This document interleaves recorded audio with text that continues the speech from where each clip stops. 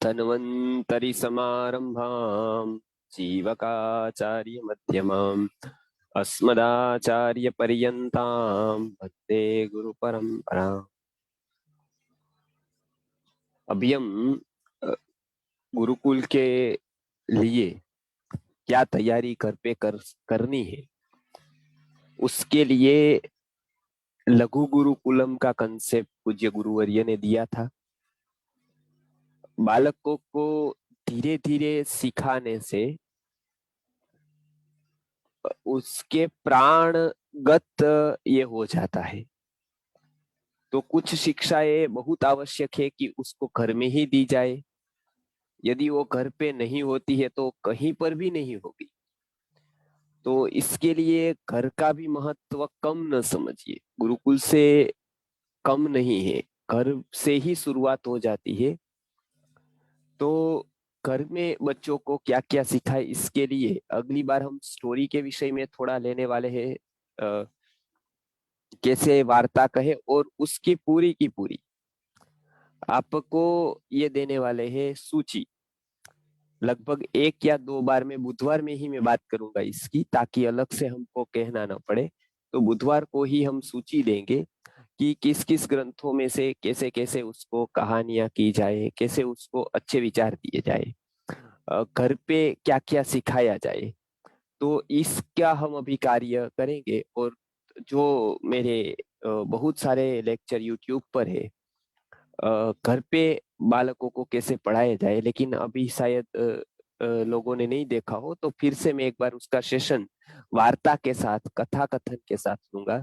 बालकों के 4 स्तर पर कार्य करना जरूरी है लघु गुरुकुल पर।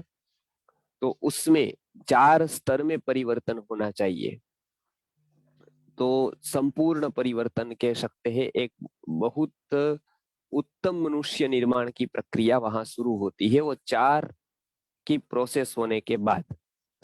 तो जैसे एक मकान 4 पिलर पर खड़ा होता है, उसी तरह से व्यक्तित्व के ये 4 पिलर है। ये 4 पिलर क्या है? तो उसमें बताया गया है कि काया का आचार, काया अर्थात शरीर, शरीर का आचार, मन का विचार, वाणी का उच्चार और आत्मा का संस्कार, ये चारों पर कार्य करना जरूरी है। इसके लिए लघु गुरुकुलम है, इसके लिए वैदिक पेरेंटिंग का कोर्स है। ये चारों 4 बालकों का बदलना बहुत आवश्यक होता है। इसके लिए विषय ऐसे होते हैं जो चारों के ऊपर असर करे। उसमें शरीर का आचार, वाणी का उच्चार, मन का विचार और आत्मा का संस्कार, ये चारों को चारों बदलने हैं। यदि काया के आचार ठीक नहीं रहा तो व्यक्ति कभी भी सद्वर्तन नहीं सीख सकता है। और बच्चों को सबसे पहले शरीर से, शरीर के स्तर पर यह सिखाना है कि उसको कैसे बैठना है, कैसे चलना है, कैसे व्यवहार करना है शरीर से। तो वो सब पहला कर्तव्य माता पिता का है कि वो शरीर के स्तर की बात सिखाए उसको। यदि उस विषय पर वो अनभिज्ञ होता है, वो नहीं कुछ जान पाता है, तो माता पिता दोषी है। इसके लिए बच्चों को बचपन से ही, पहले से ही उसको ये सब सिखाना चाहिए कि उसको कैसे बैठना है, कैसे सोना है, कैसे बातचीत करनी है, उस समय पोस्चर क्या रखना है, किस तरह से नम्रता से, हमारे शरीर की क्रिया से प्रकट होती है नम्रता। तो वो सभी उसको सिखाना है। काया का आचार अर्थात शरीर का आचार, शरीर के स्तर का आचार। दूसरा उसको सिखाना है, जो हम प्रायः अपने से गलती हो जाती है, या तो लगभग लगभग आज सभी प्रॉब्लम का एक बहुत बड़ा कारण है, वो है मन का विचार। मन के में सात्विक विचार आए, इसके लिए हम क्या प्रदान करते हैं बालक को, क्या हम करते हैं कुछ घर पे व्यवस्था ऐसी। तो आपको आश्चर्य लगेगा, ऐसा हम सालों तक कुछ व्यवस्था नहीं करते हैं कि इसके मन में अच्छा विचार आए। तो कैसे आ सकता है? हम उसके लिए कोई व्यवस्था ही नहीं करते। और जो जो व्यवस्था करते वो उससे विपरीत होती है। जैसे टीवी लाए और कुछ सोशल मीडिया का साधन लाए, वो यदि हम खोलेंगे, उसके देखने के बाद बच्चे क्या विचार करेंगे उसका हम विचार ही नहीं करते। वो डिशुम डिशुम देखेंगे, वो सेक्स देखेंगे, वो एक दूसरे को किस करते हुए देखेंगे, एक दूसरे को सामने से इस तरह से विभत्स अवस्था में मिलते हुए देखेंगे, तो उसका भी कोई असर होता है। उतनी बुद्धि हमने खो दी। कोई भी चित्र है वो 10 भाषा के बराबर उसका एक मौन होता है। इसके लिए जो मौन की भाषा सीख जाता है वो बहुत अच्छा संप्रेषण कर सकता है, क्योंकि जो भाषा से नहीं हो पाता है ना वो मौन से हो पाता है। इसके लिए एडवर्टाइज वाले चित्र का आग्रह रखते हैं। आपको पता है वो चित्र आते हैं, पिक्चर लगा होता है, पिक्चर कुछ बोलता नहीं है, लेकिन पिक्चर को देखकर बहुत कुछ समझ में आ जाता है जो शब्द से समझ में नहीं आता है। कितने भी सारे शब्द कहे, जो बात समझ में नहीं आती है वो चित्र से समझ में आ जाती है। तो वो बालकों को खास मन के स्तर के विचार अभी हम गुरुकुल पे देखते हैं, बहुत निम्न स्तर के हैं। अभी किसी भी तरह से उसको हम जस्टिफाई नहीं कर सकते हैं। उतने निम्न स्तर के आज के काल के बच्चों के विचार है, क्योंकि हमने कभी स्वार्थ को छोड़कर, अपने दायरे को छोड़कर और कभी कुछ हमने ही सोचा नहीं, तो उसको कहां से मिलेगा सोचेगा। और उसके सामने ऐसी वस्तु रखती है कि उसका विचार ही पूरा बंद हो जाए। मनुष्य की सबसे बड़ी शक्ति जो है ना वो विचार की शक्ति है। विचार यदि हो गया एक, तो व्यक्ति खड़ा हो जाएगा विचार के ऊपर। और विचार यदि चला गया तो व्यक्ति लाचार, दीनहीन, क्षुद्ध, बिल्कुल बेकाम हो जाएगा। ये विचार के ऊपर की, विचार की ताकत है मनुष्य में।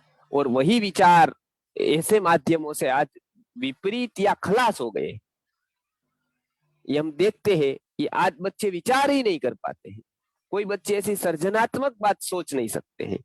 सोचनी दूर रही, हम कहते हैं तो भी वो ग्रहण करने का भी उसमें सामर्थ्य नहीं रह पाया है। उसका कारण है कि उसके मस्तिष्क के विचार को हम खत्म करके बाद में आए। हमने टीवी के सामने बिठा दिया उसको, तो मानो वो विचार उसका स्थिर विचार, उसका पूरा का पूरा विचार की प्रक्रिया रुक जाती है। हमने कुछ मोबाइल दे दिया, हमने कहीं एंगेज कर दिया, हमने वीडियो गेम दे दी, हमने क्या किया, विचार बंद करने का काम कर दिया। जो सर्जनात्मक विचार निकलते थे उसको स्टॉप कर दिया, वो वहीं पर एकदम बैठा है। और ये क्रिया इतनी जटिल होती जाती है कि कोई बीच में से निकलता है वो गुस्सा हो जाता है। और धीरे धीरे उसका प्रभाव जो सामने देखता है, उसका प्रभाव अपने में देखने को उसको आपको मिलता है, क्योंकि उसका रोआ रोआ देख रहा है, अकेला वो नहीं देख रहा है, पूरी चेतना उसकी वहां देख रही है। हम लोग इतना एकाग्रता से नहीं देख पाते हैं। हमारा तो फोन भी बीच में आता है, व्यापार का सौदा भी कर लेते हैं, दूसरी जगह कुछ पूछ भी लेते हैं, तबियत बबियत, किसी का व्यवहार हो तो कोई बीच में आ जाए तो बातें भी करनी पड़ती है। बच्चे को एकदम तल्लीन हो जाता है, एकाग्र हो जाता है। और उसका दुष्परिणाम यह आता है कि उससे जो सीखता है वो जीवन भर भूल नहीं पाता है। इसके लिए हम गुरुकुल में कहते हैं कि आप अच्छा सिखा कर न भेजो, कोई तकलीफ, लेकिन कम से कम इसकी आदतें ऐसी नहीं होनी चाहिए जो दूसरों को नुकसान कर सके। आचार्य जिम्मेदारी ले सकता है, लेकिन वो किसकी, उसको सुधार, लेकिन कब लेगा, जब वो कम से कम ऐसा व्यक्ति होगा कि वो दूसरे को बिगाड़ेगा। आदर्श व्यापारी कौन सा होता है, जो सड़ी हुई चीज को अलग कर सके। नहीं तो उसको सभी का हित देखना है, यदि सभी का हित देखना है यदि, तो ऐसा विवेक रखना ही पड़ेगा। इसके लिए माता पिता को कहते हैं कि कम से कम घर का वातावरण ऐसा न हो कि उसकी विचार करने की प्रक्रिया रुक जाए, उसके विचार विकृत हो जाए। आज अमेरिका में ये हो गया है, आप देखते हैं कि एक लड़का या लड़की गन लेकर जाते हैं और शूट कर देते हैं। शूट करने के बाद भी उसको पछतावा नहीं होता है ना, वो सबसे बड़ा पतन है। सबसे बड़ा पतन वो नहीं कि उसने शूट कर दिया, लेकिन शूट करने के बाद भी उसको पछतावा नहीं हुआ, वो बड़ा पतन की पराकाष्ठा है। सबसे गलत आदमी वो नहीं है कि जो गलत करता है, लेकिन जो गलत करके जिसको गिल्टी नहीं होती है वो सबसे गलत व्यक्ति है, क्योंकि वो उसको कुछ रुकने वाला है ही नहीं। वो रोकने वाली जो गिल्टी थी वो उसके पास है ही नहीं, जो रोक सकती थी उसको। इसके लिए सज्जन से भूल हो सकती है, गलती हो सकती है, लेकिन गलती होने पर उसको गिल्टी होती है। तो ये बच्चों को खास सिखाइए कि कभी गलती हो जाए, कभी भूल हो जाए, वो भूल के पात्र होते हैं मनुष्य तो, लेकिन उसकी उसको गिल्टी रहनी चाहिए कि मेरे से गलती हो गई, कि मैं ये नहीं कर पाया। तो उसके जीवन की चेतना खिल जाएगी, मन के विचार अति सात्विक होते जाएंगे। तो काया का आचार सिखाना है, उसके साथ साथ मन का विचार कैसा होना चाहिए, ऐसा वातावरण। आगे उसके बाद आता है वाणी का उच्चार। ऐसा हम बहुत बोलते हैं, घर पे भी हम कुछ ना कुछ बोलते रहते हैं। बालक के ऊपर इसकी बहुत बहुत इसका बड़ा प्रभाव लगता है, क्योंकि कुछ ना कुछ बोलना चाहिए। वस्तुगत्या बोलना तब चाहिए जब सामने वाले को जरूरत है। अपनी जरूरत नहीं, अपने को जरूर नहीं, मजबूरी होनी चाहिए। जरूरी नहीं होना चाहिए बोलना, मजबूरी होनी चाहिए हमारा बोलना। तो जब ऐसा आ जाए कि दूसरे को जरूरत है मैं कुछ बोलूं, तो बोलना है। आज क्या है, आज हमारे को सुनने वाला कोई चाहिए।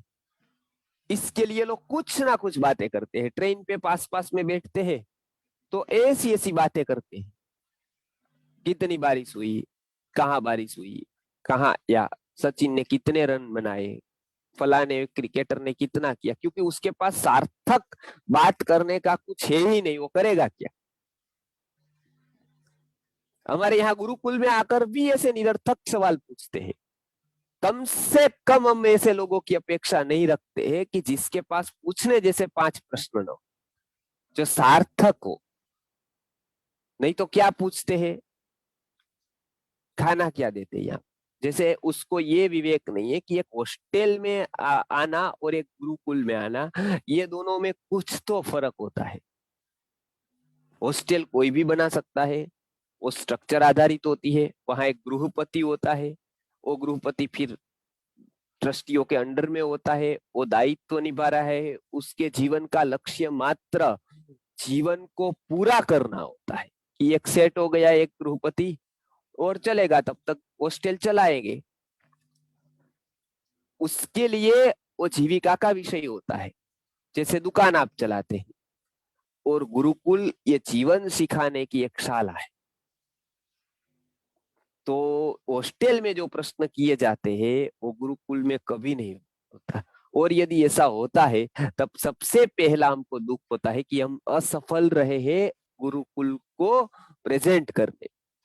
इसके लिए हमने ये सत्र की शुरुआत की है कि ज्यादातर माता पिता के प्रश्न हम देखते यहाँ आकर, तो लगभग 70% माता पिता जो यहाँ इंटरव्यू के लिए आते हैं उनके प्रश्न ऐसे होते हैं, और वो दूसरे बालकों को भी पूछते हैं।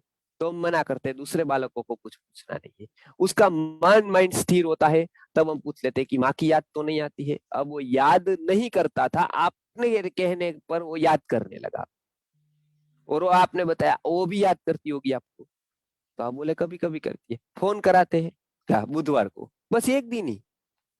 कितनी मिनट बात करते, 3 मिनट, बस 3 मिनट ही। अब आप यहाँ पर क्या करने आए आप इसको कनेक्ट करने आए हैं या इसको डिस्कनेक्ट करने के लिए आए, वही हमको पता नहीं चलता है कि किसी को कनेक्ट करवाने के लिए आप आए हैं या किसी को डिस्कनेक्ट करवाने के लिए आप आए। तो ये खास जरूरी है कि गुरुकुल की गरिमा को समझे। यहाँ मनुष्य के जीवन का निर्माण होता है। इसके लिए उपनिषद में जब पढ़ने की बारी आई तब समिधा लेकर जाने का विचार। पहले मुझे ये नहीं पता था कि समिधा स समित पाणिम गच्छेत श्रोत्रियम ब्रह्मनिष्ठम गुरुम। कैसे गुरु के पास जाना है? समिधा। तो गुरुजी को मैंने पूछा, ये समिधा को लेकर क्यों जाना है, लकड़ियां लेकर क्यों जाना है? ऐसे तो लकड़ी अच्छी नहीं गिनी जाती है, उसकी कोई कीमत नहीं, वैल्यू नहीं है। सोना लेकर जाना, चांदी लेकर जाना, लोहा लेकर, तब तो था भारत में बहुत कुछ, तो वो लेने के बजाय लकड़ियां लेकर जाना, तो ऐसा क्यों कहा? तो उन्होंने, गुरुजी ने अच्छा उत्तर, एक बहुत ही अच्छा उनके बारे में समझाया उपनिषद के बारे में, कि जला हुआ दीपक गुरु का होता है और वही गुरु होता है। बुझा हुआ दीप कर क्या पाएगा? वो सोने का भी हो मानो, लेकिन वाटी अंदर नहीं है, वो दीपक का क्या क्या क्या वैल्यू है उसकी? सोने का हो, चांदी का हो, ऊपर रत्नों की आर लगाई हो, लेकिन दीप बुझा हुआ हो, उसकी क्या वैल्यू है? आज का शिक्षण लगभग इस स्तर का है। उसमें दिया सोने का है, चांदी का है, रत्न का है, लेकिन अंदर वाटी नहीं। इसके लिए एक भी दीपक जलता नहीं। इसके लिए एक के मन में भी ऐसा विचार नहीं आता है कि आज 2 साल गए, कितने शिक्षक ऐसे निकले कि चलो मैं मुफ्त में मैथमेटिक्स पढ़ाऊंगा, मैं इंग्लिश पढ़ाऊंगा, मैं सोशियोलॉजी पढ़ाऊंगा, जो मेरा विषय है वो पढ़ाऊंगा, समाज के बच्चे को बुला लो, आ जाए। आश्चर्य है आपको, मैंने तो एक भी पेपर में ऐसा नहीं पढ़ा कि कोई शिक्षक ने आह्वान किया कि चलो ये सोसाइटी के बच्चों को पढ़ा देते हैं निस्वार्थ भाव से, कोई मुझे चाहिए नहीं, ये मेरा कर्तव्य है, ये मेरा कर्म है। तो ये चला गया, उसका कारण ये दीपक बुझा हुआ है। सोने का दीपक सोने का है, बाती नहीं है, उसमें बाती नहीं है, तेल नहीं है। इसके लिए गुरुजी ने बताया कि एक जला हुआ दीपक ही दूसरे दीपक को जला सक सकता है। इसके लिए शिष्य वो लकड़ियां लेकर जाता है, क्योंकि गुरु का दीपक जला हुआ है और वो कुछ वहां से लेकर सीखे। उसी तरह से हमको भी बालक को सिखाना है मन का विचार। कम से कम वो जब भी देखो कि वो कुछ गलत विचार कर रहा है, रोकने की जिम्मेदारी माता पिता की आती है। जब भी आपको ऐसा लगे कि इसके विचार कुछ परिवर्तन हो गए, तो सबसे तब आपको सावध हो जाना चाहिए। जब व्यक्ति को डिटेक्ट होता है टाइप 1 डायबिटीज बच्चों को, या ऑटिज्म, या ऐसी कोई भी बीमारी, तो हम क्या करते हैं? सावध हो जाते हैं, तुरंत फोन लगाते हैं। मैं भी अभी सेवा दे रहा हूँ 3 से 5, तो बहुत जगह पर फोन लगाते हैं, बहुत जगह पर अपॉइंटमेंट ले लेते हैं, दिखा कर आते हैं। अब जो शरीर के स्तर की जागरूकता है हमारी, कि उसको कहीं डायबिटीज हो जाए, कहीं ऑटिज्म हो जाए, या और कोई रोग हो जाए उसको, तो तकलीफ होगी। लेकिन मन में वो कैसा भी सोचता है, कैसा भी बोलता है, कैसा भी विचार करता है, उसकी कोई फिक्र हम। तो इसके लिए खास करके बच्चों को उच्चार, वाणी का उच्चार, मन का विचार और वाणी का उच्चार, ये दोनों के ऊपर ध्यान रखना है। कभी अपशब्द भी बोले बालक, तुरंत उसको रोकना है, रोककर समझाना है कि इस तरह से नहीं बोलना है। केवल अपशब्द नहीं, छोटी छोटी वाणी की बात है कि कैसे बोलना है उसको। कोई बड़े व्यक्ति को जोर से नहीं बुलाना है कि ए यहाँ आ जाओ, ऐसा नहीं। पहले हम गुरुकुल में आए, बच्चे नए नए आते हैं, उनको भी बेचारों को पता नहीं, तो वो बुलाते थे शुरुआत में, ए गुरुजी यहाँ आइए। सिखाना पड़ा कि इस तरह से नहीं बुलाना, कोई भी बड़े व्यक्ति को इस तरह से नहीं बुलाना है। आ, आ, बात करते वक्त मान देना है वाणी का, क्योंकि एक वाणी आपने अच्छी सिखा दी, कितनी बड़ी बात है व्यक्ति की। वो पैसे से आने वाली चीज नहीं। इसके लिए हम बच्चों को प्रथम से ही वाणी कैसी बोलनी है, औरों को शीतल करे आपहु शीतल होई, कि दूसरों को शीतलता प्रदान करे और आपहु शीतल हो। इसके लिए ऐसी वाणी बच्चों को सिखानी, कैसे बोलना है उसको, वो खास सिखाना है। तो बालकों को इसके लिए कैसे सिखाएंगे? तो इसके लिए लघु गुरुकुलम है। वैदिक पेरेंटिंग में हम कहते हैं कि आपकी वाणी जैसी होगी वो देख देख कर वो सीखेगा। और बहुत अच्छा श्लोक एक उपनिषद में आया है कहीं, वो दो तोते की कथा है। दो तोते थे, उसमें एक तोता राजा के यहाँ आ गया, घूमता घूमता यहाँ आ गया। आने के बाद शुरू कर दिया, योगश्चित्त वृत्ति निरोधः अथ योगानुशासनम ऋतं भरा तत्र प्रज्ञा तत्र समाधयो विविधा। ऐसे योग सूत्र शुरू कर दिए बोलने। राजा खुश हो गया। 15-20 दिन तक वो आता रहा। थोड़े दिन के बाद वो कहीं गया, दूसरा तोता आ गया, उसने गालियां बोलनी शुरू कर, बिना रुके और बिना रिपीट की, क्योंकि वो भी कठिन है बिना रिपीट किए गाली बोलना। तो तोता बिना रुके और बिना रिपीट किए वो गाली बोलने लगा। राजा ने विचार किया कि कितना अंतर है दोनों में। विचार कर रहा था, फिर वो तोता आ गया। अब उसकी कीमत बढ़ गई थी जो श्लोक बोल रहा था। क्योंकि जब हम कोई एक गलत व्यक्ति को देखते हैं तो अच्छे व्यक्ति की कीमत हमको तब समझ में आती है। जब सीधा कांटेक्ट होता है तब कभी में समझ में नहीं आती। लेकिन जब हम एक दूसरा पक्ष देखते हैं ना, तब वो पक्ष की कीमत हमको समझ में आ जाती है। मनुष्य का स्वभाव, मन ऐसा ही है। वो जब तक कोयले को नहीं देखेगा तब तक वो हीरे की कीमत कर ही नहीं सकता है। हीरे की कीमत बढ़ाने के लिए समाज में कोयले चाहिए, वो भी सृष्टि ने, कुदरत ने रखे हैं, क्योंकि वो होंगे तो हीरे की कीमत, वो नहीं होंगे तो कीमत हीरे की नहीं हो सकती। ये बहुत जरूरी है उसका होना, क्योंकि तभी वो हीरा पहचाना जा सकता है। नहीं तो सीधा वो रहेगा तो पहचान में ही नहीं आएगा, क्योंकि दूसरी ओर कंपेयर ही किससे वो कर सकता है? कंपेयर करने के लिए कुछ नहीं।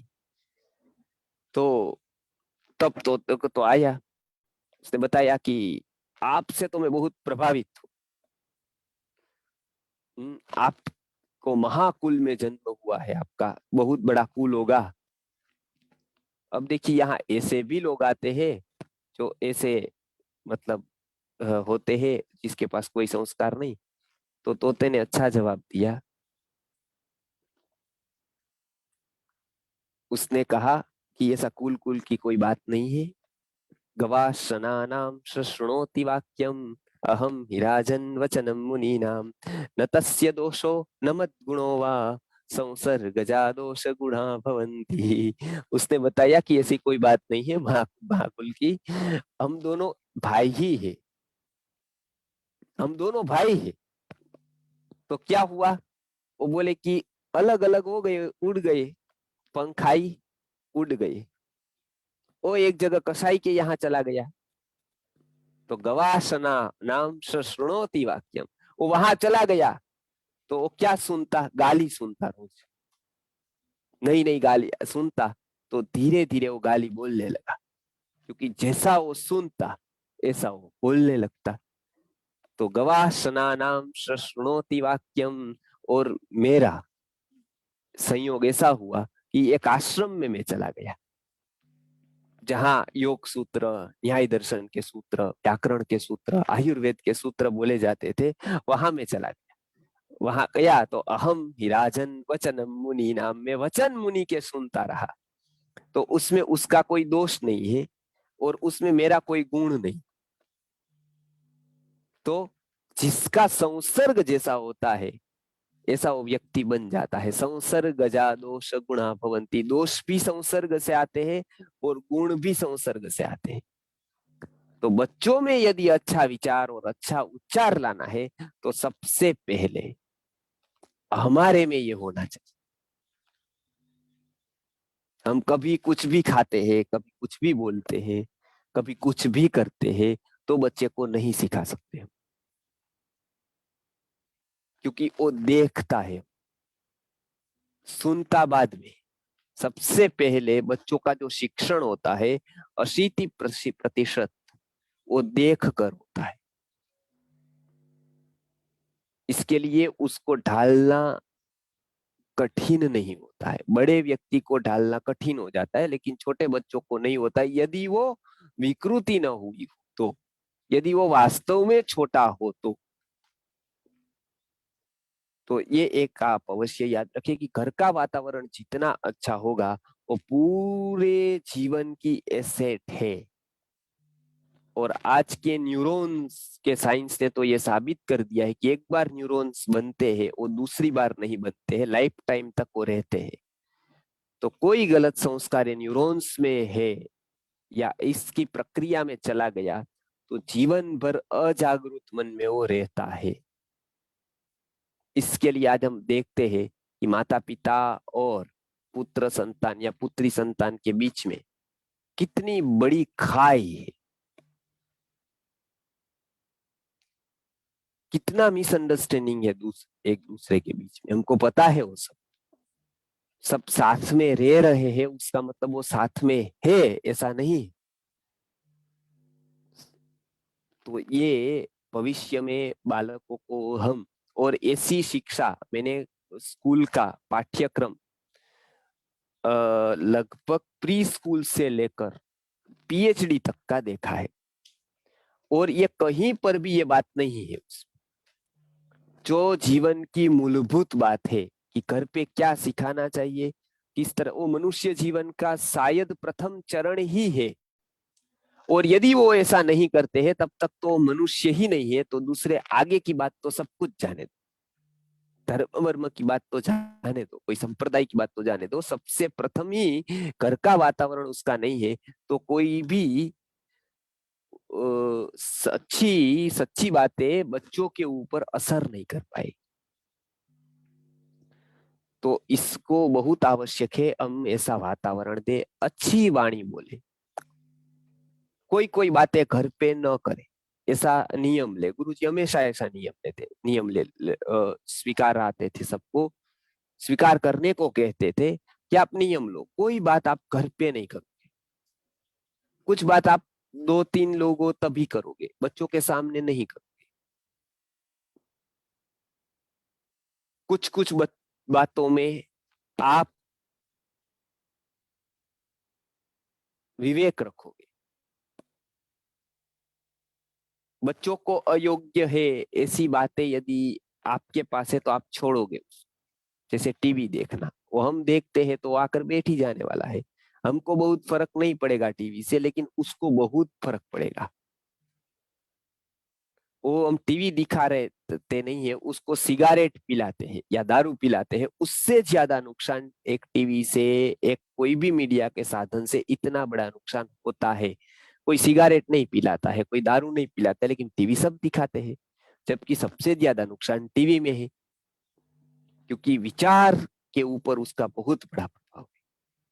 और इसके कारण आज हम देखते हैं बालकों में मति मंदता आती रहती है, वो स्पार्क नहीं है, चेतना नहीं। उत्साह कितना था बालकों में, आकाश के तारे को छू लूं, वो कर दूं, वो कर दूं, ये उत्साह था उसके पास, और वो जीवंतता का लक्षण था। लेकिन आज वो नहीं रहा, आज बैठे हैं तो बैठ गए हैं, बस उठना ही नहीं। आज कुछ जीवन में रस ही नहीं रहा है।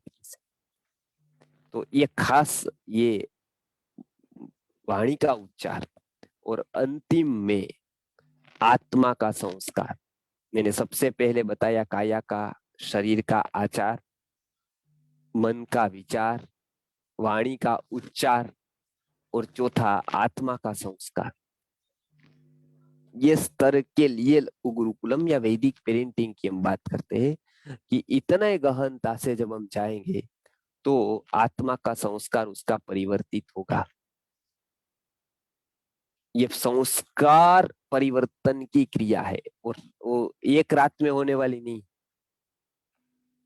वो तुरंत होने वाली नहीं, उसमें समय लगता है।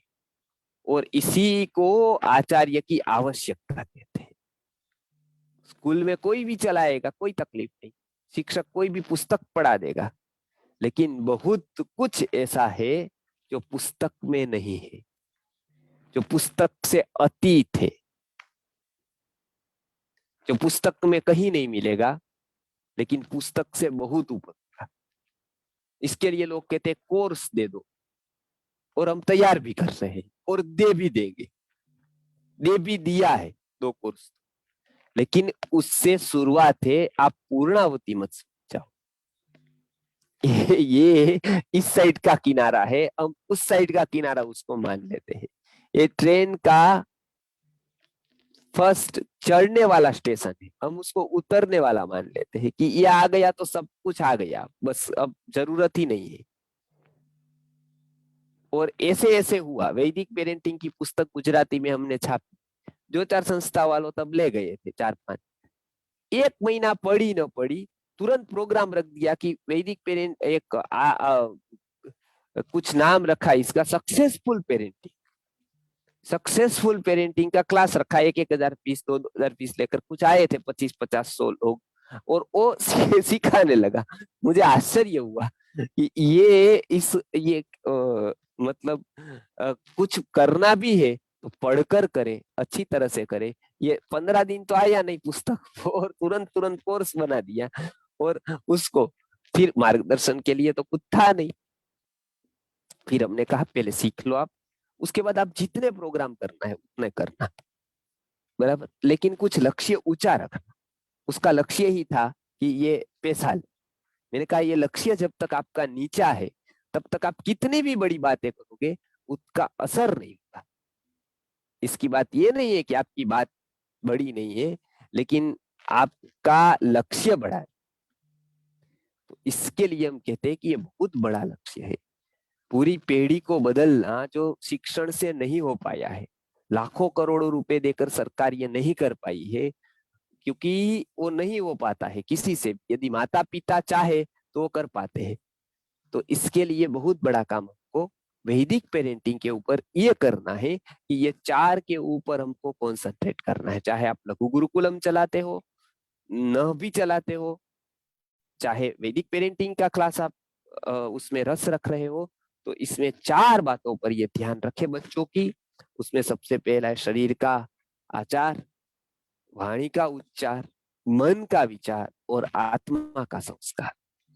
तो हर एक एक्टिविटीज ये 4 को ध्यान में रखते हुए हम करवाते हैं। यहाँ ये चारों को ध्यान में रखते हैं कि इसमें कुछ उसका मन का विचार तो विपरीत नहीं होता है ना, ऐसा करने पर वाणी का उच्चार तो गलत नहीं होता है ना उसका, ऐसा करने पर आत्मा का संस्कार तो गलत नहीं होता है ना, इसका भी ध्यान रखते हैं। तो ये खास ध्यान रखना है कि ये चारों को बैलेंस करना है। 4 पिलर है, तो ये चारों पिलर को ध्यान में रखते हुए ये करना है। तो ये घर पर आप इतना ध्यान रखेंगे बालकों का, उतनी अच्छी संतति उत्कृष्ट होती जाएगी। लेकिन पहले सबसे पहले शुरुआत छोड़ने से करनी। उसके जीवन में जो भी निरर्थक है वो समझा कर छुड़वाना है। ऐसा नहीं आप कन्विंस हो गए और कल से टीवी बंद कर देंगे और आंदोलन कर देंगे कि नहीं मिलेगा, ऐसा नहीं। उसको समझाना है कि ये देखो नुकसान है, ये ऐसा ऐसा है, और वो समझ भी जाता है। तो उसको पहले धीरे धीरे उसके जीवन में क्या क्या विपरीतता है उसका एक लिस्ट बनाए कि ये मुझे विपरीत दिख रहा है, ये सही नहीं दिख रहा है, और उसके बाद उसको दूर करने के लिए क्या क्या करना है, तो वो आप करें। और इससे आपको आश्चर्य लगेगा, बहुत बालकों में असाधारण परिवर्तन आया है, क्योंकि वो बदलने को तैयार है। हमारे पास कुछ है ही नहीं, नहीं हम सीखना चाहते, नहीं हम उसको समय देना चाहते। इसके लिए हमने ये वर्क शुरू किए, और एक बुधवार को गुरुकुल के साथ साथ गुरु शिक्षा, माता पिता कैसे बदले, उसके लिए क्या क्या करें, उसके साथ व्यवहार कैसा करें, अगली बार वार्ताएं कैसी कहे, उसका वार्तालाप हमेशा कन्वर्सेशन बच्चों के साथ आवश्यक होता है, माता का या पिता का, तो वो कैसे करे, कन्वर्सेशन कैसे करे, वार्तालाप कैसे करे, वो वार्तालाप में आप क्या कहे, कुछ दोष है तो कैसे निकाले। हम लोग उसका प्रचार करने में लग जाते हैं। मानो वो देर से उठता है तो कोई भी आया हम उसको बता देते हैं कि ये देखो मान ही नहीं रहा है, देर से उठता है। हमको लगता है कि उससे क्या होगा, इसने नोंद ले ली, उससे वो सुधर जाएगा, जल्दी उठने लगेगा। नहीं, वो धीरे धीरे सहज होता जाएगा कि ये सबको ऐसे ही कह रहे हैं। तो दोष कैसे कहना है बच्चों के, कोई व्यक्ति विशेष के पास ही कहना है, सबके पास ढोल नहीं पीटना है कि ये नहीं करता, ये नहीं। हम तो पूरा के पूरा वर्ग बैठा हुआ होता है और उसके सामने बता देते हैं उसका, तब वो सुधरने की कोशिश ही नहीं करता है। तो ये शिक्षण हमको भी बहुत जरूरी है। कहीं हम बच्चों को तो ऐसे नहीं बना रहे हैं, जड़ नहीं बना रहे हैं। इसके लिए उसकी एक विधि है कि उसमें कुछ दिखे दोष तो क्या करो, तो ज्ञात लोग जो जानते हैं उसको बताओ कि ऐसा ऐसा है बच्चों, क्या किया जाए। तो बताएंगे आपको कि इसको ऐसा करे, इसको ऐसा करे। अब आप सब्जी लेने गए हैं और वो बहन को बताते हैं कि ये मेरा बेटा मान ही नहीं रहा है या बहुत जिद कर रहा है, उसको क्या पता है सब्जी के अलावा और कुछ, बैंगन और आलू के भाव को छोड़कर उसको क्या पता होता है साइकोलॉजी का। तो आप उसको बताते हैं क्या लाभ, उल्टा ये जड़ होता गया कि ये मेरी माँ तो बस प्रचार ही करती है, ऐसा बताती ही रहती है कि देर से उठता है, ये मानता नहीं है, ये जिद्दी है। ये हम जितना भी उसको बताते जाए, तो इसका प्रशिक्षण कि बच्चों को यदि ऐसा बनाना है तो कुछ गांभीर्य चाहिए, हमें भी गांभीर्य चाहिए। तो ये इसकी बात हम और वैदिक पेरेंटिंग के विषय पर देने वाले हैं कि उसको कैसा वातावरण घर पर, समझदारी का, समझ से वातावरण तैयार, पूरी घर की एक समझ हो तो बच्चों के ऊपर गहरा प्रभाव डालती है समझ। वो समझ जाता है कि वो किस वातावरण से आया हुआ है, कैसे वातावरण से वो आता है वो पता चल जाता है। आचारा कुलमाख्याति देशमाख्याति भाषितम, संभ्रम स्नेहमाख्याति वपुराख्याति। संस्कृत में ये सुभाषित है, उसमें बताया गया है कि आचारा कुलमाख्याति, जैसे वो थोड़ा वर्तन करता है हमारे पास, बैठता कैसे है, उठता कैसे है, बोलता कैसे है, आकर पहली क्रिया क्या की। बराबर, अभी हमारे पास गुरुकुल में आए थे, अभी पिछली बार आए लोग आए थे एडमिशन के लिए, और वो बताए बालक पैर छुओ। कोई कोई तो बैठ जाता है, बाद में बोलते थे पैर छुओ इनके, तो फिर उठकर वो पैर छू लेता है, फिर बैठ जाता है। और फिर कोई हमारे टीचर आते हैं, वो भी बैठ जाते हैं, फिर उसको कहते ये टीचर है इनके पैर छुओ, वो पैर छूता है। तो पता चलता है कि हाँ ठीक है, होमवर्क यहाँ आकर करते हैं, यहाँ गुरुकुल में आकर होमवर्क शुरू किया है। उसको कहना नहीं पड़े, वो समझ जाए कि किसके मुझे पैर छूने हैं, किसके साथ मुझे किस तरह का वर्तन करना है, उसमें मेहनत हमको करनी पड़ेगी, तब वो कर पाएगा। वो कहने से नहीं करेगा ना इतना।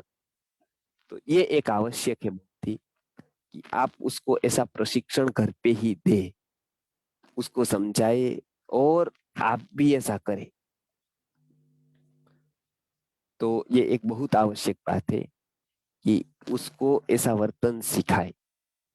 तो अभी के काल पे वो वर्तन बहुत आवश्यक रहेगा। कन्वर्सेशन में बहुत वो महत्वपूर्ण है। संवाद जिसको कहते हैं, संवाद कला, दूसरों के साथ कैसे संवाद करना है। नहीं तो आज बच्चे देखिए अकेलेपन में ही बैठ जाते, मोबाइल लेकर बैठ गए, किसी से कुछ पूछते ही नहीं। लड़की आती है मोबाइल लेकर या कहीं बैठ गई, पूछ नहीं है, बस बातें करते रहते। तो उसको ये सिखाइए किस तरह से बात करें। तो ऐसी बहुत सारी जो शिक्षाएं हैं वो वैदिक पेरेंटिंग में। लेकिन सबसे मुख्य बात यह है कि घर का वातावरण तो बदलना पड़ेगा, उसमें हमको प्रयत्न करना पड़ेगा, और वो प्रयत्न करने पर हमको पूरा फल मिलने वाला है। संतति अच्छी होगी, उससे बड़ा सुख इस दुनिया में कोई नहीं है, ऐसा शास्त्र बता रहा है कि सत्पुत्रात सत शिष्यात। एक सत शिष्य कोई तैयार करता है और एक कोई सत्पुत्र संस्कार देने का कार्य करता है, उससे बड़ा कार्य इस जगत में और कोई ही नहीं है। राजा का मना किया है कि राजा का इतना बड़ा कार्य नहीं, मतलब प्रधानमंत्री का कार्य इतना बड़ा नहीं, क्योंकि वो वर्तमान में चला रहे, और वर्तमान में करने वाले से भविष्य का करने वाला उत्तम ही व्यक्ति होता है। इसके लिए खाने वाले से बोने वाला महान होता है। एक व्यक्ति खा रहा है और एक व्यक्ति वही अन्न का बो रहा है, तो क्या हो गया? बोने वाला, हमको पता है वर्तमान इसके पास हो, इसने लड्डू खाए, रोटी खाई, वर्तमान इसका है, 2 घंटा इसका है, लेकिन बाकी की 2 साल 50 साल इसका है जिसने बोया है। उसने एक साइकिल चालू कर दी, इसने खाया, दोनों के पास 2-2 किलो था, इसने खा लिया, उसके पूरा हो गया 2 घंटे में, रूपांतरण हो गया मल में, और इसने बो दिया, वो साइकिल चालू कर दी। एक निर्माण की प्रक्रिया शुरू हो गई। इसके लिए ये निर्माण की प्रक्रिया है, और ये बच्चों को हम सिखाएंगे तो आप देखेंगे हमारे प्रयोग, गुरुजी ने वैदिक पेरेंटिंग के ऊपर के प्रयोग दिए हैं, तो उससे पूरा घर का परिवर्तन होता है। हमने मेरे घर पे ही देखा है, मैंने अपने विचारों में, मैं कैसे सोचता था गुरुजी के जाने से पहले, और वहां जाने के बाद मेरे विचार में क्या परिवर्तन आया। मैं बोल ही नहीं पाता था, बिल्कुल संवाद ही नहीं था किसी के साथ, लेकिन गुरुजी के यहाँ जाकर कैसा संवाद आया। तो ये सभी हम बच्चों पर हो सकता है, घर पर करें तो ये उसको सिखाइए कैसे संवाद करना है, कैसे। इसके लिए जरूरी होता है कि घर का वातावरण बदले, थोड़ी नियमितता लाए, थोड़ी अच्छी बातों का मुहावरा रखे, ताकि हमको बुरी बातों करने का समय ही न मिले। इतनी सार्थक बातें जीवन में लाए कि निरर्थक बात करने का समय ही किसी के पास नहीं होना चाहिए। क्रिकेट के मैच देखने का, उसके स्कोर पूछने का, पिक्चर कौन सा लगा है वो देखने का, पेपर पढ़ने का, कौन पार्टी आई है अभी सत्ता में या कौन आने वाली है, ऐसी बातें करने का हमको समय जब न रहे, तो ये सार्थक बातें बच्चों को जितना कहेंगे उतना उसके ऊपर प्रभाव पड़ता जाएगा। तो इतनी वैदिक पेरेंटिंग में आज बात थी। आगे की बात हम अगली बार करेंगे, उसमें कैसी कहानियां कहनी है, किस तरह से कहानी कहनी है, उसकी सारी बातें हम अगली बार से लेने वाले हैं। घर पे आप क्या सिखा सकते हैं आदर्श रूप से, लेकिन सिखाना है उसको तैयार तो करना ही है घर पे, तो अनुशासन उसका करके भी किस तरह से आप उसको अच्छा सिखा सकते हैं, इसकी बात करेंगे। किसी के प्रश्न गुरुकुल के विषय पर या पेरेंटिंग के विषय पर है तो अभी हम प्रश्नोत्तरी लेंगे। जी बहुत बहुत धन्यवाद आचार्य जी। जी भगत जी। हाँ भगत जी। नमस्कार भगत गुरुजी। प्लीज। मेरा प्रश्न ये है, जैसे कि अभी आपने बताया बालकों के विषय में शरीर का आचार, वाणी का उच्चार, तो एक चीज मेरे को ये पूछनी थी कि जैसे आपने बोला बहुत ज्यादा बच्चों को बोलना भी नहीं चाहिए। अब जैसे मेरे घर में जॉइंट फैमिली में रहते हैं सब, तो खाना भी एक साथ ही खाते हैं सब, तो उस समय क्या होता है कि ज्यादातर बच्चा देखता है सबको बोलते हुए, तो वो भी बोलने लग जाता है। तो क्या करना चाहिए इसमें? अब सबको तो हम मना नहीं कर सकते, जैसे दादा भी है, पोता भी है, तो अलग से कमरे में बैठाए, उसका गलत प्रभाव तो नहीं पड़ेगा, या फिर कैसे करें? इसमें थोड़ा सा है। देखिए, जॉइंट फैमिली की कुछ अच्छी बातें रही, और एक बहुत बड़ा एक कंसेप्ट रहा भारत का जो जॉइंट फैमिली थी, लेकिन उस समय गृह शिक्षा बहुत उच्च स्तर की थी। इसके लिए वो आपस में समझ कर ही कर देते थे निश्चित कि कैसी बातें बच्चों के सामने नहीं करनी। आज फैमिली तो ज्वाइन रही, मानो कहीं कहीं देखने को मिलती है जैसे आपने बताया, लेकिन वो शिक्षा नहीं है कि उसको क्या बालकों के सामने बात करनी है और क्या नहीं करनी है। तो इसके लिए आप यदि कहे, उनको बता सकते हैं कि भाई ऐसी बातें बालकों को कहेंगे तो मन के ऊपर ऐसा प्रभाव होगा उसका। इसके लिए हम बाद में बात करेंगे इसकी बात, या तो बच्चों को कहेंगे कि आप खेलो जाकर, हम बात कर लेते हैं। तो थोड़ा कुछ ऐसे रास्ते निकालने पड़ेंगे, क्योंकि ये साधारणतः फैमिली में ऐसा होता है कि बहुत लोगों के स्वभाव का प्रभाव बच्चों पर आता है। इसके लिए वो खास ध्यान रखना है कि आपस में मिलकर उसको समझाना है। ऐसा बलबातकों को भेज दिया ऐसा नहीं होगा, वो अवास्तविक लगेगा, समझ गए ना, वो कुछ अलग लगेगा कि ये क्यों ऐसा कर रहा है, हमको क्यों मिलने नहीं दे रहा है। उनको, बुजुर्गों को या आपके भाई को या बहन को गलत। तो ये एक ध्यान रखे कि उसको समझ कर कि क्या उसके प्रभाव पड़ते हैं, और हमारे मेरे बेटे के लिए नहीं, आपके बेटों के ऊपर भी ऐसा ही प्रभाव पड़ता है। तो सब बच्चों को अलग कर दे, तब तक हम लोग बात कर लेते हैं। बात करने के बाद उसके बाद आने दे, नहीं तो उसका दुष्प्रभाव मैंने देखा है कि जो ऐसी बातें सुनते हैं बच्चे, वो धीरे धीरे ऐसा ही बनते जाते हैं, और ऐसे ही विचार उसके मस्तिष्क में आते रहे। जी इंद्रनील जी। हाँ आचार्य जी। हाँ आचार्य जी, मेरा एक सवाल है।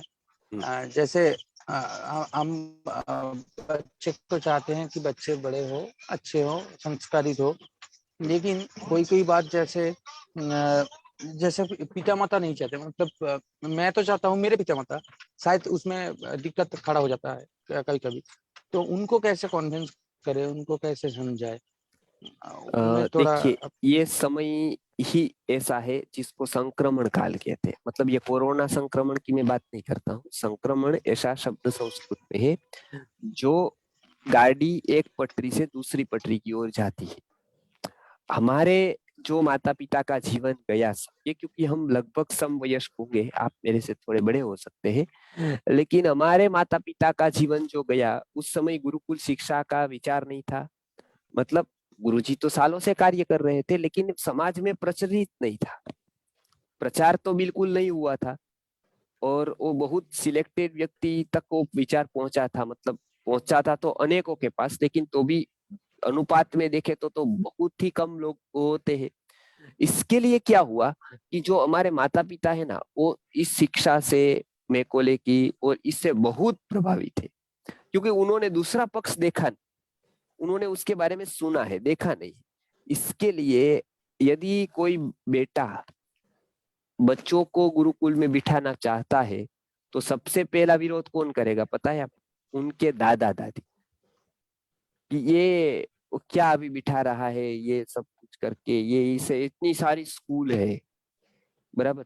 दिल्ली वाले लोग यहाँ आते हैं तो बोले कि माता पिता को समझाना कठिन हो जाता है कि दिल्ली में एजुकेशन अच्छा है या कहीं यहाँ पर राजकोट में अच्छा है, आप रेशियो निकाल।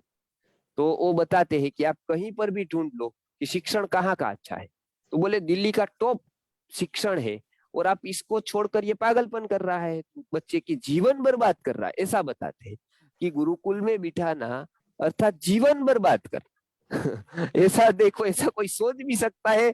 वो हम सोच नहीं सकते हैं, लेकिन ये वास्तविकता है। ऐसा होता है, उसका कोई दोष नहीं है, क्योंकि उसका माइंडसेट ऐसा हो गया है, देख देख कर, सुन सुन कर। दूसरी बात, दवाई में भी आप देखें, आयुर्वेद के ऊपर आज, पंचगव्य आयुर्वेद के ऊपर आज अमेरिका इस तरफ मुड़ गया, दूसरे देश भी इस तरफ मुड़ गए। युवा आज थोड़ा सहन कर सकता है कि मैं दवाई यही लूंगा, एलोपैथ की दवाई नहीं, लेकिन माता पिता उसको इतनी जबरदस्ती करवाते हैं कि आप, ये बुखार आया है, आप दवाई खा, नहीं खाओगे तो क्या हो जाएगा, सिर पर चढ़ जाएगा ताव, वो हो जाएगा, वो हो जाएगा, वो हो जाएगा, और उसको खड़वा खिलवा कर लेते। तो इसका कारण मैंने बताया कि ये जो फर्क है ना, वो शिक्षण का फर्क है। वो पीछे तो हम अब जा नहीं सकते 50 साल पहले, तो इसके लिए ये हमारा दायित्व होता है, कर्तव्य होता है कि उनकी बातें सुने। और थोड़े प्रमाण में लागू भी करे, ताकि उनको ये न लगे कि कुछ हम मान नहीं रहे हैं। लेकिन ये स्ट्रेटेजिकली चले माता पिता के साथ। माता पिता का सब कुछ किया हुआ करना ऐसा भी नहीं करना है, क्योंकि वो खुद अज्ञानी। यदि ज्ञानी होते तो अच्छा होता। अभी मैं एक जगह गया था, माता पिता के यहाँ भागवत कथा चलती थी। उन्होंने बताया कि पिता का कोई भी वचन मानो, माता का कोई भी, और बहुत लोग ऐसे ऐसे ऐसे ऐसे सिर डुलाते थे। और वो भी कथाकार कहीं से सबको रुलाने के लिए आ गया था कि भाई रोए, और ये सब माता पिता कोई भी आज्ञा करे पालन करोगे, ये करोगे, सबने हाथ खड़े किए पालन करेंगे, वो करेंगे। तो मुझे भी बुलाया था वहां पर, और मेरा विषय पेरेंटिंग का ही रखा था। तो मेरी बारी आई, तो मैंने कहा, वो तो चले गए थे, तो मैंने कहा कि प्रहलाद ने पिता का नहीं माना। भारतीय संस्कृति ये कहती है कि पितृदेवो भव मातृदेवो, लेकिन प्रहलाद ने तो पितृदेवो भव माना नहीं। और तो भी हम प्रहलाद को मान रहे हैं। प्रहलाद ने उसके पिता का नहीं माना, लेकिन हम प्रहलाद को मानते हैं। क्यों? क्योंकि हमारे ऊपर पिता के ऊपर एक कुछ है, जो धर्म कहते हैं उसको। तो इसके लिए अच्छी बातें बालकों तक जाए न, नहीं ऐसा लगता है कहीं कहीं कि वो कुछ, तो बिल्कुल शांति से उसको समझाने का प्रयत्न करें कि देखिए आप ऐसी बात कर रहे हैं, लेकिन बच्चों पर ऐसा प्रभाव पड़ता है, ऐसा हम कहते हैं तो ऐसा होता है, ये टीवी आपके साथ देखता है तो इसके मन में ऐसा होता है, तो वो धीरे धीरे समझेंगे। लेकिन उसकी अपेक्षा इतनी ही रखे। तो यही करे कि थोड़ा बैलेंस करें दोनों। अचानक आप आदर्श नहीं हो सकते हो तीसरे चौथे दिन से, उसके लिए थोड़ा समय देना पड़ेगा आपको, ताकि धीरे धीरे माता पिता समझे। तो ये आप कर सकते हैं। सीधा आंदोलन पर न उतरिए कि भाई चलो समझा ही देते हैं, छोड़ ही देते, ऐसा नहीं करना है, उसको समझाना है। जी, आगे कोई? आचार्य जी, हाँ मेरा भी एक क्वेश्चन है। हाँ हमारा भी बचपन से ये हाँ क्वालिटीज जो है हमारे अंदर भी नहीं है, आप जो बोल रहे हैं। हाँ, तो हम अभी बच्चों को जब भी ये आप जो क्लास सुनने के बाद पहले हमें हाँ, लगता है कि हमारे अंदर भी इतना इम्प्रूवमेंट करना है, हम्म, तो बच्चों का सिखाना तो दूर की बात है। जो हाँ, 26 गुण भगवान बोलते हैं गीता में, 26 में जी एक भी गुण भी नहीं है। तो जी। बच्चों में कैसे, मतलब पहले अपने आप को कैसे ठीक करें, उसके बाद बच्चों को कैसे सिखाए आचार्य जी, प्लीज। इसके लिए गुरुजी का एक बहुत अच्छा प्रयोग, जीवन साधना शिविर। उसमें गुण साधना का विषय जो हम वैदिक पेरेंटिंग के अंतर्गत लेते थे उस समय, अभी भी ले रहे हैं। अभी यद्यपि इस विषय की शिविर अभी नहीं चल रही है क्योंकि समय नहीं, लेकिन गुरुजी करवाते थे। तो उस समय वो कहते थे कि आपके जीवन को भी किस तरह से, और ये यदि कर दिया तो बच्चों को अलग से सिखाने की जरूरत नहीं है, वो तो आपको देखकर ही सीख जाएंगे ऐसा सब कुछ। ये सब तो तब होता है जब हमारे में नहीं होता है और हमको डालना होता है बच्चों। ये सभी प्रोसेस लेंथी तब हो जाती है जब हमारे में कुछ नहीं है, या तो फिर कुछ विपरीत है और हमको बच्चों को कुछ विपरीत, कुछ अलग देना है। तो इसके लिए थोड़ा समय निकाल कर पहले तो पठन करें इसके विषय पर कि जीवन क्या है। जीवन को समझने के लिए कुछ पुस्तकें आवश्यक हो तो वो भी पढ़िए, गुणों के बारे में कुछ पुस्तक पढ़िए, मनोविज्ञान की कुछ पुस्तकें, और धीरे धीरे अपने जीवन में तो कुछ लाते जाइए कि हाँ हाँ ये गुणों की आवश्यकता है, तो कैसे हम करेंगे। तो उसमें हम मार्गदर्शन कर सकते हैं। उसके लिए शिविर करेंगे तो भी शिविर कर सकते हैं कि हाँ ये गुण है। और यदि ऐसा हो गया तो आप देखेंगे कि बच्चों में असाधारण फर्क देखने को मिलेगा। बच्चों में आपको किसी भी प्रकार के विशेष शिक्षण के बिना, तो ये गुणों का बहुत महत्व है। तो ये गुणों के लिए हमको जीवन साधना शिविर या कुछ अलग समय निकाल कर हमको कुछ अध्ययन कर लेना चाहिए, हमको कुछ उसके बारे में पढ़ना चाहिए, और धीरे धीरे वो किस तरह से हमारे में आए, हम किस तरह से उस पर काम करें, उसके ऊपर विचार करना चाहिए। जी अच्छा चंदन जी। प्रणाम गुरु जी।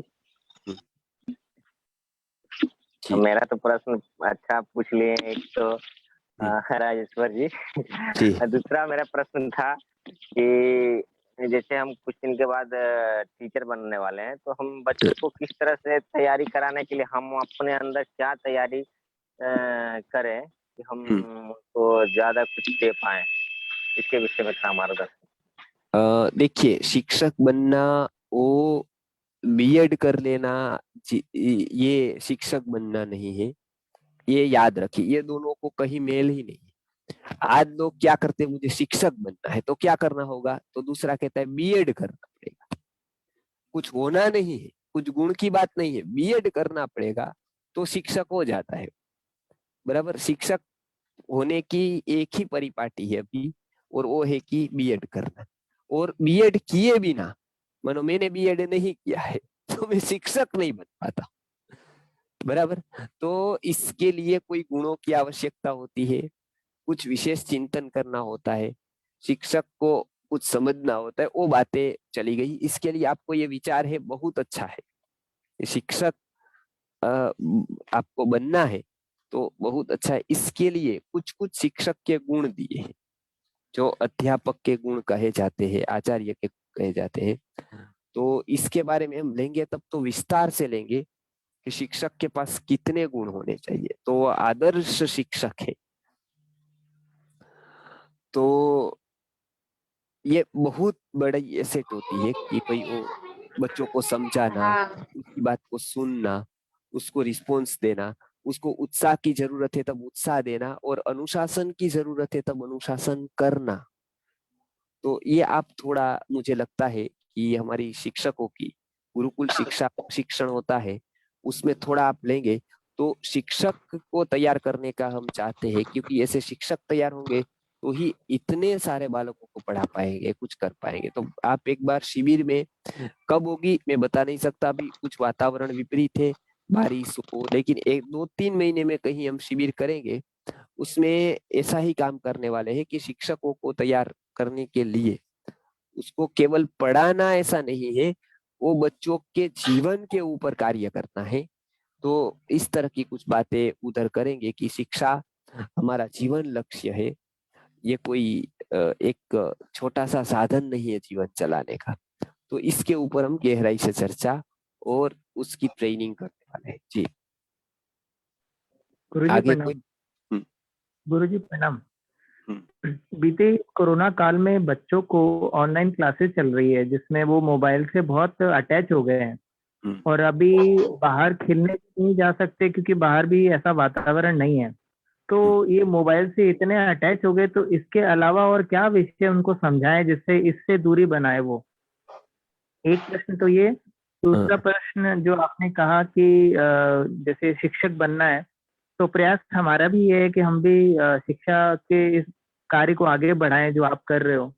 हम्म। पहला प्रश्न तो आपका जो है वो बहुत अच्छा है कि उसको मोबाइल छुड़वाए कैसे। वो रस का विषय बन गया है, तो मुझे लगता है कि उसको पकड़ाने की कुछ सोचना चाहिए, छुड़वाने का नहीं। उसको उससे अच्छा पकड़ा देंगे तो वो छूटेगा, लेकिन उससे अच्छा पकड़ाना बहुत ही कठिन है, वो मुझे पता है। क्योंकि आप देखते हैं कि वो खिलौना छोड़ देता है, एक टाइम पर वो खिलौना के लिए जान दे देता था, जान पर आकर लड़ता था किसी से, रोता था, चिल्लाता था, ये इतना खिलौना उसका प्रिय था। लेकिन थोड़ा बड़ा हो गया, उसको लगा कि इससे ये अच्छा है, बस उसका कब छूट गया पता ही नहीं खिलौना। इसी तरह से ये एक खिलौना की तरह है, लेकिन ये बहुत प्रभावी खिलौना है। तो ये आसान नहीं है खिलौना छुड़ाना, मतलब क्योंकि इसमें बड़े बड़े लोग इसमें शामिल है। इसके लिए सबसे पहले उसको उत्तम वार्ता, अच्छा वातावरण देने का प्रयत्न करें, उसके बारे में उसको समझाए कि ये गलत होता है, ऐसा ऐसा, और अनेक एंगल से उसको समझाने की कोशिश करे कि ये कितना नुकसान करता है ये हमको। तो धीरे धीरे मुझे लगता है कि वो अशक्य तो नहीं है। कभी कभी क्या होता है कि हमारे प्रयत्न ही अधूरे होते हैं, तो वो पूरे प्रयत्न हमारे होते नहीं है, जिसको 360 डिग्री कहते हैं, राउंड ऐसा नहीं होता है। हम थोड़े प्रयत्न करते हैं, बाद में कहते हैं कि अब क्या करें, छोड़ देते हैं। तो हमारे प्रयत्न का सातत्य रहकर यदि हम उसको बताते जाएंगे कि ये, तो मुझे लगता है कि उसका परिणाम आएगा।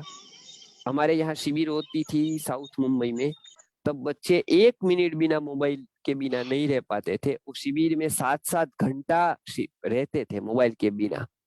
तो इसके लिए ये शक्य तो है, अशक्य है ऐसा तो नहीं है, उसमें हमारे प्रयत्न विशेष चाहिए। हाँ, तो ये आपने बताया, तो इस तरह से हम छुड़वा सकते हैं, लेकिन कुछ उत्तम उसको पकड़ाना पड़ेगा, ऐसे वातावरण में ले जाना पड़ेगा, शिविरों को उसमें लाना पड़ेगा शिविरों में। तो ये पहला। दूसरा, यदि आप शिक्षक बनना चाहते हैं तो पहले तो अपने आप को ही देखना पड़ता है। लेकिन आपने यदि निर्णय किया है शिक्षक बनने का, तो उसका एक प्रशिक्षण, भारत में तो बहुत सारी संस्थाएं कराती है, लेकिन हमारे यहाँ पर भी वो चलता है, शिक्षक का प्रशिक्षण। तो उसमें आप एक बार आइए, तो आपको क्या काम कर सकते हैं आप लघु गुरुकुलम के प्रकल्प में, वहां पर शिक्षा के बारे में क्या कर सकते हैं, तो पहले तो उसको समझना है और उसके बाद ही कुछ करना है। तो इसके लिए समझने के लिए पहले पर्याप्त समय दे, उसके बाद आप कर सकते हैं। जी हाँ, गुरुजी प्रणाम। हम्म। मेरा एक प्रश्न था, ये हम लोग अनस्कूलिंग एंड स्कूलिंग एंड इस विचार से, नेचर से जुड़ के कुछ बदलाव ला सकते हैं। अनस्कूलिंग, वो क्या अनस्कूलिंग क्या है? अनस्कूलिंग इन द सेंस हम लोग नेचर के साथ में बच्चों को पढ़ाए कि he learns everything, you know, it is whatever next नहीं, step ये to be देखिए, fruitful. ये सब कुछ वो नहीं सीखेगा। तो वो आपने कहा कि ही लर्न्स एवरीथिंग, तो वो केवल प्रकृति से नहीं सीखेगा। जब भारत में आज से 50 से 100 तो मैं बहुत कम कह रहा हूँ, ऐसे 1000 गुना ज्यादा जंगल थे और 1000 गुनी ज्यादा प्रकृति थी आज के काल से, तभी भी गुरु की तो आवश्यकता थी ही। आप देखें, प्रकृति से केवल प्रकृति से चला नहीं उसका काम, क्योंकि प्रकृति का महत्व बताने वाला कोई चाहिए। हाँ, इसके तो लिए गुरु तो चाहिए। तो जी, मैं सोच रहा था कि it's only in bringing them to that track, आप जो बोल रहे ये थे, कर सकते हैं। बच्चों को उस ट्रैक। ये देखिए, सबसे ज्यादा उसको जरूरी है ना, वो वातावरण की है। मतलब वो नहीं, वो पेड़ पौधों वाला नहीं, लेकिन ऐसे एक संवादी वातावरण, कि आप समझ गए ना, जैसा वातावरण दोनों को कहते हैं कि भाई एक तो ये पेड़ पौधों वाला है, खेत है, गाय है, वो है, वो तो एक है। दूसरा ये है कि जो मानसिक लेवल का वातावरण है ना, वो बहुत प्रभावी होता है वो वातावरण से। तो वो वातावरण हमने दिया, तो वहां से आप शुरू कर सकते हैं कि वो अच्छे वातावरण में रहे। तो ये हो सकता है, बहुत अच्छा विचार है। लेकिन दूसरा वातावरण भी चाहिए उसको, ज्ञान का, उसको समझ का, ये सब वातावरण भी बहुत आवश्यक होता है। जी, धन्यवाद गुरु। आगे जी। मनोरमा जी। प्रणाम गुरुजी। गुरुजी, आपने तो बहुत ही अच्छा बताया सारा स्तर के बारे में जो बताया। राजेश्वर जी, उनको कहिए बहुत लिंक ही कर इसके लिए देते। बहुत बहुत धन्यवाद। हम लोग केवल जी। गार्जियन फिर ये, लेकिन आज जान के लगा कि नहीं, बच्चों में संजय जी, संजय जी। प्रणाम आचार्य श्री जी।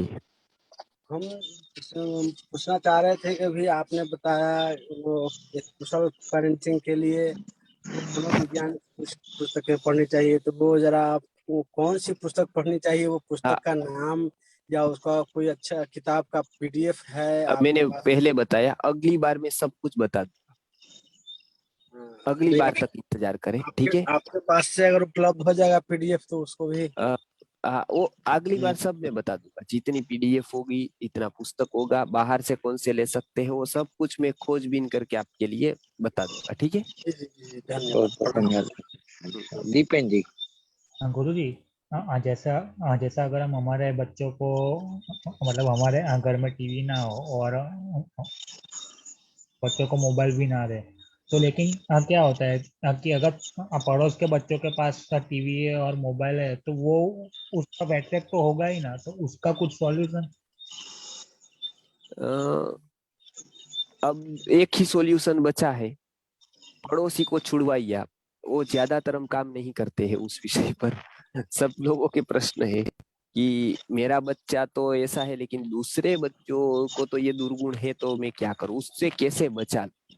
तो मेरे चलिए विचार से दीपेन भाई ये करना है कि हमको हमारे बच्चे कैसे बच जाए ये नहीं सोचना है, ये सब कैसे बच जाए तो हमारा बच्चा बच ही जाने वाला है ना।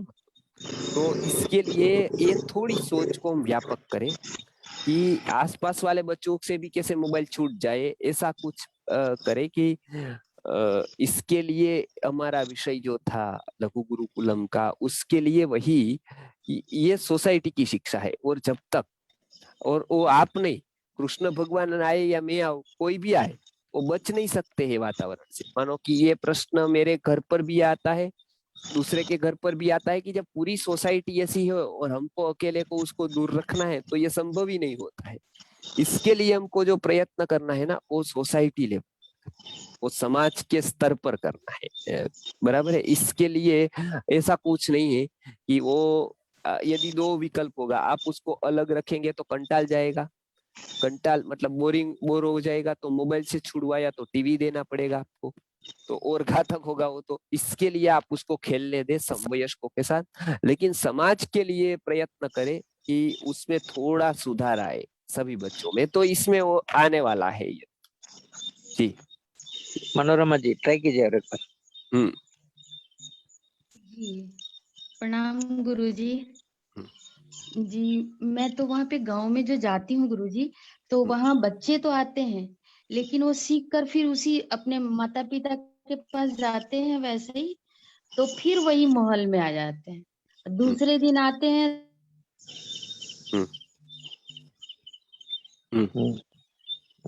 ओके आचार्य जी, आप समझ गए प्रश्न। उसके लिए देखिए प्रयत्न तो अविरत चालू रखना है हमको। तो धीरे धीरे क्या होगा, वो प्रभावित यदि हमसे ज्यादा हो गए तो वो वातावरण उसको इतना असर नहीं करेगा। अभी क्या है, दोनों चल रहा है, इसका भी प्रभाव है, उसका भी प्रभाव है, तो अभी तो चलेगा। लेकिन यदि ये प्रभावी होता गया हमारा और होता है, तो मुझे लगता है कि बच्चों पर वो वातावरण की असर धीरे धीरे कम होती जाएगी। इसके लिए हमको प्रयत्न तो चालू रखना पड़ेगा। जी श्वेता बहन जी। हाँ नमस्ते गुरुजी। नमस्ते। जैसे अभी पहले के जमाने में सिर्फ गुरुकुल का ही एक विकल्प था, अभी दो विकल्प है हमारे सामने। तो इसमें क्या होता है ना कि जब गुरुकुल में बच्चों को भेजते हैं तो घर आने के बाद वो पढ़ाई करवाई जाती है, और अगर वो पढ़ाई करवा रहे हैं मैं को लेके, तो साथ में गुरुकुल का भी अभ्यास कराया जा रहा है। तो उसमें ऐसा नहीं होगा कि बच्चे फंस जाएंगे दो सिस्टम के बीच के अंदर, क्योंकि एकांत यही अच्छा है और यही करना चाहिए। वैसे तो कोई भी माता पिता का लक्ष्य नहीं रहा है, यानी कि यानी इसी पद्धति से बच्चों को आगे बढ़ाना चाहिए। तो भेज देते हैं गुरुकुल में, पर घर आके फिर वो एजुकेशन देते हैं, उसके ट्यूशंस रखते हैं, या किसी ना किसी माध्यम से वो भी शिक्षा करवाते हैं बच्चों के, यानी वो भी पढ़ाते हैं बच्चों को। तो इसमें बच्चा फंस जाएगा ना दो सिस्टम के बीच में। देखिए, ये आप जो कह रहे हैं कि दो सिस्टम के बीच में फंस जाएगा, तो ये तो कोई ऐसी बात नहीं है कि इसमें कोई ये दो गली है और एक बीच में मतलब रह गया है और वो बिल्कुल फंस गया, या तो कोई दाने घंटे में फंस जाते, इस तरह से फंस गया कि दोनों ऐसे शिक्षा ऐसी दोनों है और फिर ये जकड़ लेती है इसको। इसको विरोध एंगल से क्यों देखते हैं? देखिए, इसमें पूरक भी हो सकते हैं। हमारा कहना यही होता है कि हम ये क्यों सोच लेते हैं कि भाई एक एक गलत भ्रांति हमने बिठा दी कि एक गाय में भी ऐसा हुआ। देखिए, भैंस को गाय के विरोध में खड़ा कर दिया, बराबर, कि भैंस गलत ही है बिल्कुल और गाय उत्तम, भैंस गलत है। तो मैं ये कहता हूं कि गाय की उत्तमता उसकी जगह पर है, भैंस उसकी जगह पर उपयोगिता है। कुदरत ने गलती नहीं की है भैंस को उत्पन्न करके या भैंस में दूध रखकर। तो कभी कभी हम क्या करते हैं, एक वस्तु को महात्म्य देते हुए दूसरी वस्तु को उसके विरोध में खड़ा करते हैं, बराबर। तो भाव प्रकाश में भाव मिश्र जी ने अष्ट पशु के दूध की बात कही और इसको सामने रखते हुए गाय के दूध का वर्णन क्या कितना उत्तम है। इसका मतलब उन्होंने भैंस को काटने का नहीं बताया, निकालने का नहीं बताया, उसने बताया ये भी है, ये भी है, ये भी है, ये उत्तम है, ये कैटेगरी का, ये कैटेगरी का। अब हम गुरुकुल की बात करते हैं। जब भी हम गुरुकुल की बात करते हैं तो ऐसा बिल्कुल नहीं समझना है कि हम स्कूल को उसके विपरीत खड़ा करते हैं। ऐसा जो करते हैं उसको बहुत अभ्यास नहीं है, वो केवल गाली देने वाले कि भाई ये वस्तु है। हम जब विचार करते हैं पूरा, हम जब जरूरत पड़े तब हम खंडन करेंगे उसका, लेकिन वो व्यवस्था का करेंगे, पर्सनल कोई स्कूल का नहीं करेंगे। जैसे आपके पास स्कूल है तो उसका हम नहीं करेंगे, लेकिन एक सिस्टम का करेंगे। अब देखिए, कुछ कुछ बातें ऐसी होती है जो तुरंत एस्टैब्लिश नहीं होती है। गुरुकुल में जो बच्चों ने पढ़ाया, बराबर, वो एस्टैब्लिश नहीं है। वो आप देखिए, वो एक लगभग 300-400 साल से पढ़ गई और उसके बाद भी उसको उठाने वाले आए। मानो एक बहुत बड़ा ट्रक पलटी खा गया, एक बहुत ट्रक बड़ा जा रहा था, उसने पलटी मार, बराबर, और उसमें रास्ते में से मेरे जैसे लोग निकले, दो साइकिल लेकर या छोटा सा स्कूटी लेकर, तो वो ट्रक को खड़ा कर सकते हैं। मानो हम ही दो लोग निकले और हमने देखा कि ये ट्रक तो गिर गया है, अब उसको खड़ा करना है। तो खड़ा करने के लिए हम कर सकते हैं? नहीं कर सकते। हम क्या कर सकते हैं? प्रयत्न कर सकते हैं थोड़ा बहुत, और होने वाला नहीं। तो फिर क्या होगा कि कोई सशक्त आएगा, क्रेन आएगी या ऐसे 15-20 लोग आ जाएंगे और वो खड़ा करते कर हो जाएगा। गुरुकुल पे ऐसा हुआ कि वो जब से व्यवस्था टूट गई तब से इसके ऊपर ऐसा हुआ ही नहीं कि वो सक्षम व्यक्ति ने उठाया। आज के टाइम पर भी गुरुजी ने इसके ऊपर कार्य किया, गुरुजी जैसे बहुत महापुरुषों ने कार्य किया, तो भी वो कहीं ना कहीं तो ये इतनी बड़ी सिस्टम को एस्टैब्लिश करने में देर तो लगती है, इसके लिए अभी तक नहीं हुई। अब क्या होता है, वो धीरे धीरे होती जाती है। तब तक ऐसा होता है कि तब तक उसको सेट करने के लिए, तब तक उसको एक स्कोप देने के लिए, ये ऐसा होता है कि वो बच्चा वहां की तैयारी करता है। तो इस तरह से उसमें फंसना कुछ नहीं है। वो तो गुरुकुल का अच्छा होता है, गुरुकुल तक पढ़ लिया, अब उसको ये मन है कि ये भी पढ़ लिया तो वो पढ़ लिया। इसके लिए हम दोनों को विरोधी न बनाए। और कोई स्कूल वाले बच्चों को ऐसा लगे कि मैं गुरुकुल में आना चाहता हूँ, तो हम तो भविष्य में ऐसी व्यवस्था करने वाले हैं कि बच्चे 8वीं 9वीं 10वीं में पढ़ते हैं, वेकेशन में जो 2 महीना उसके वेस्ट जाते हैं, तो वो 2 महीने में स्कूल में कोई शिक्षण नहीं होता है, घर पर बिल्कुल टाइम पास होता है। टाइम पास नहीं, ज्यादातर बिगाड़ी होता है। वो 2 महीने गुरुकुल में थे, गुरुजी ने प्रयोग दिया था, और ये 2-2 महीने की शिविर करके लड़के गुरुकुल में नियमित जो पढ़ते थे उससे बहुत आगे गए थे, ऐसे रेकॉर्ड। तो इसके लिए स्कूलों के साथ भी लोग गुरुकुल में ज्वाइन हो। गुरुकुल में बच्चा मतलब पढ़ रहा है और कुछ उसकी शिक्षा को ऐसी इच्छा है कि मुझे डिग्री लेनी है, तो आदर्श की बातें होती है आचार्य के लिए, वो हम पालन करते हैं। हमको कहाँ स्थिर रहना है वो हमारे नियम अलग है, लेकिन बच्चों को उसकी अवस्था कर, उसके स्थिति को देखकर, उसके भविष्य को देखकर निर्णय लेना है। इसके लिए हम ये बिल्कुल न माने कि वो दोनों में फंस जाएगा। उल्टा होगा कि दोनों उसको पता चलेगा, स्कूल में भी कुछ अच्छी बातें अवश्य होगी, होती है, वो लेगा। वो गुरुकुल में भी न्यून बातें होती है, कुछ माइनस भी होते, वो छोड़ता जाएगा। तो इसको हमको व्यापक तरीके से देखना है, तो हम बहुत अच्छी तरह से शिक्षा को समझ पाएंगे और गुरुकुल एस्टैब्लिश हो जाएगा तो फिर और कोई शिक्षा की जरूरत, क्योंकि वो सब सम्मिलित गुरुकुल में हो ही जाएगा। अभी वो छोटा सा है, इसके लिए नहीं है, बड़ा हो जाएगा तो ये सब आ ही जाएगा उसमें। जी सुजीत, प्रणाम प्रणाम जी आचार्य जी। जी वनिता जी। हाँ, पर मैं ये पूछना चाहती थी कि गर्भ संस्कार में ऐसा बताया गया है कि माता के आचार विचार उसका प्रभाव गर्भ पर पड़ता है। तो जैसे कोई माता ने गुस्सा कर लिया हो या कुछ गलत विचार हो गए तो उसका प्रभाव पड़ गया बच्चों पे, बच्चा भी वैसा बन गया, तो उसका कुछ सुधार कर सकते हैं क्या बाद में? उसका सुधार कर सकते हैं, है कठिन बहुत, मतलब वो लेवल का प्रयत्न आपको चाहिए, क्योंकि इसलिए हम गर्भ संस्कार की सबसे पहले बात करते हैं, क्योंकि वो विचार थ्रू आता है बालक में, तो उसका प्रभाव आप बिल्कुल स्पष्ट देख सकते हैं कि आपने गर्भावस्था में जैसा विचार किया हो, जैसी गलती हो गई हो, ऐसा ही विचार वो उसका न्यूरॉन्स बन जाते हैं और वो न्यूरॉन्स समान न्यूरॉन्स को उत्पन्न करते हैं, उसमें आते हैं, वो न्यूरॉन्स उसको उत्पन्न करते हैं, ऐसे साइकिल चलती है, वो अस्थिगत हो जाता है, मतलब वो छोड़ना बहुत कठिन होता है, लेकिन संभावना है कि वो छूट जाता है, क्योंकि प्रकृति के निर्माण के वक्त जो आया है वो छोड़ना कठिन है, लेकिन छूट तो सकता है, ऐसे प्रयत्न चाहिए हमारे। जी चौधरी जी। प्रणाम गुरुजी।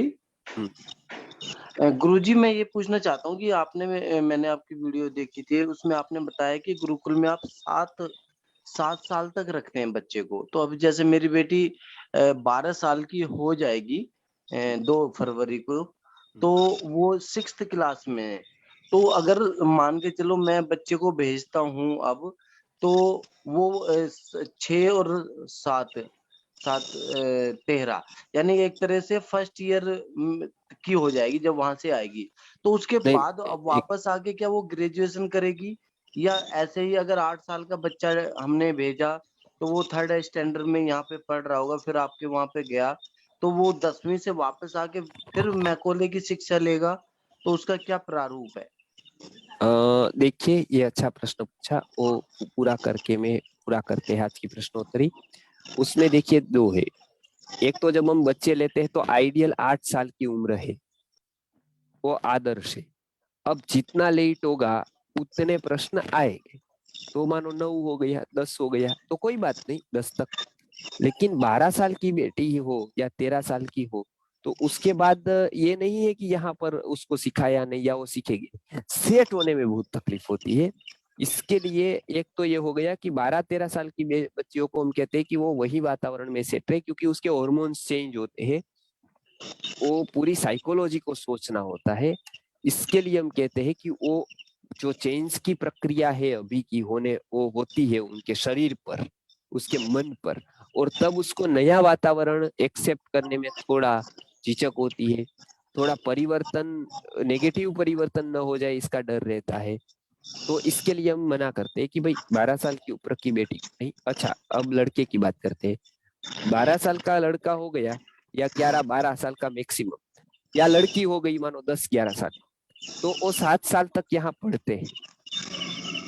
पढ़ने के बाद NIOS बोर्ड एक है जो गवर्नमेंट का बोर्ड है, उसमें बहुत सारे बच्चे परीक्षा देते हैं, मैंने दिलवाई है।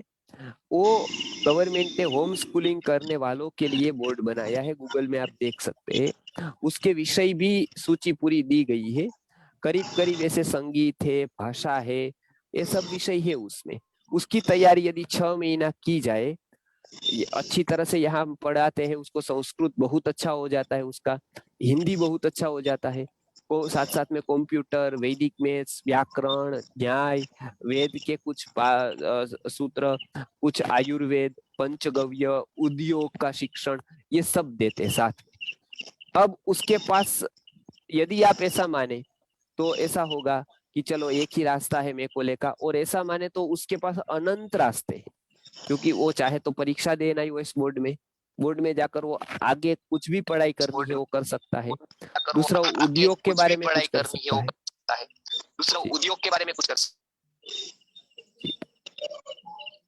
तो ऐसे बहुत सारे रास्ते उसके ऊपर होंगे, उसके पास होंगे। 7 साल का कोर्स है, उसके बाद NIOS बोर्ड में एग्जाम दे सकता है।